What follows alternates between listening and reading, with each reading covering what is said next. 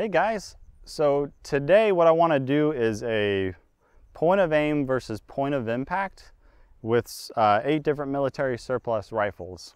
So the point of this video is just to show where the battle sight on each rifle is making it hit at 50 meters. We have some targets set up at 50 meters and the battle sights on each one is different. Like the 1903, the battle sight is set for between 547 and 450 yards. The battle sight on the 1917 is 400 yards. So I'm going to show basically by shooting at 50 meters at a small target how high each one hits, and it'll show how low you should aim if you're using these rifles, and it'll show essentially how low GIs had to aim with these rifles when they used them in combat. When you're shooting at a man-sized target, it doesn't really matter so much. The logic back then was that you'd aim at the belt buckle, and the battle sight's at 400 yards, you'll probably hit them in the chest or stomach or something like that. So that's not really a big deal, but the problem was, like they found in World War I, you weren't shooting at a man standing up in the open, you were usually just shooting at a head sticking up out of a trench. So whenever you're shooting at a small target, they had to kind of figure out how low to hold on the small target like that. So that's sort of the idea behind this. What we're going to be shooting is the Lee Enfield No. 1, the No. 4, the German G98, the German K98AZ, the German K98K, Yugoslavian M48, American/British 1917, and then the 1903 rifle. So we're going to be using the battle sights on each one. We're not going to be using any other setting, just the regular battle sight. So this is just to sort of show, like if you were just to throw it up and use the standard setting on it, what that would do. Out of all these rifles, we're shooting military surplus ammo. Out of the Enfields, we're going to be shooting South African surplus. Out of the Mausers, we're going to be shooting Yugoslavian surplus. And then M2 ball HXP out of the American rifles. So here we go.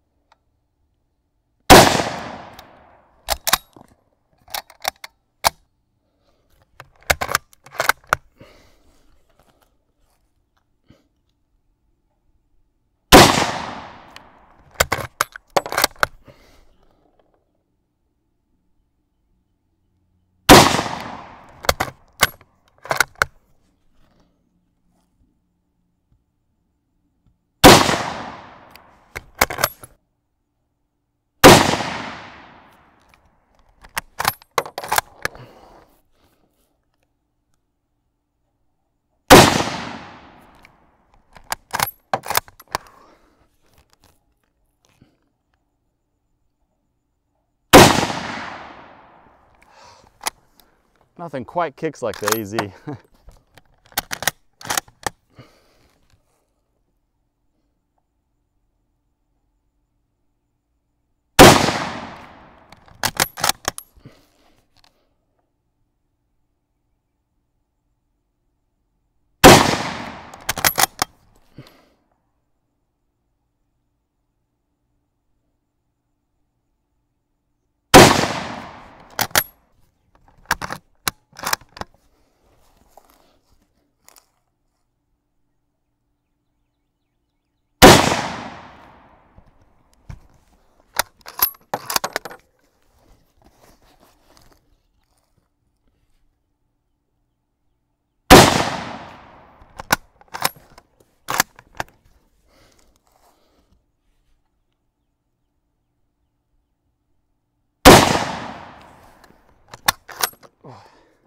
It was a little harder to distract than the other ones.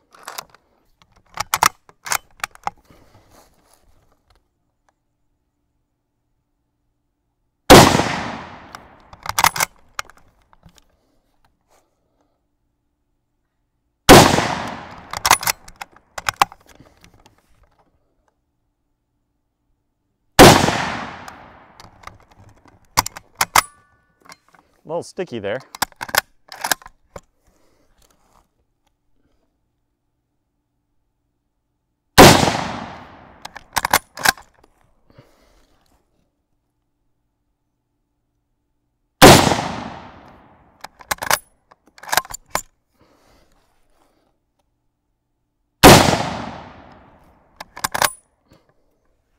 All right, there we go. So we'll check out our targets and see exactly where we're hitting on all of them. These are pretty interesting results. Starting with the number 1, you can tell that the 3 shots were kind of low, but it was all pretty close to the target. That wasn't too bad. The number 4, I expected it to be a little bit higher with the 300-yard battle sight. So that was kind of, you know, foreseen there, but this flyer kind of lowers the whole group average.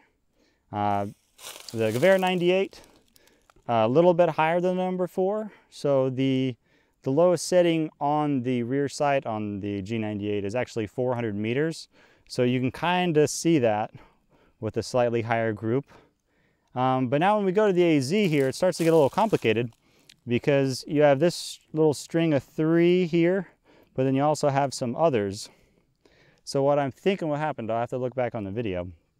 I'm thinking that the AZ shot these 3, and then the K98K, I'm guessing, shot this really crazy group. Now that the K98K is not my best K98.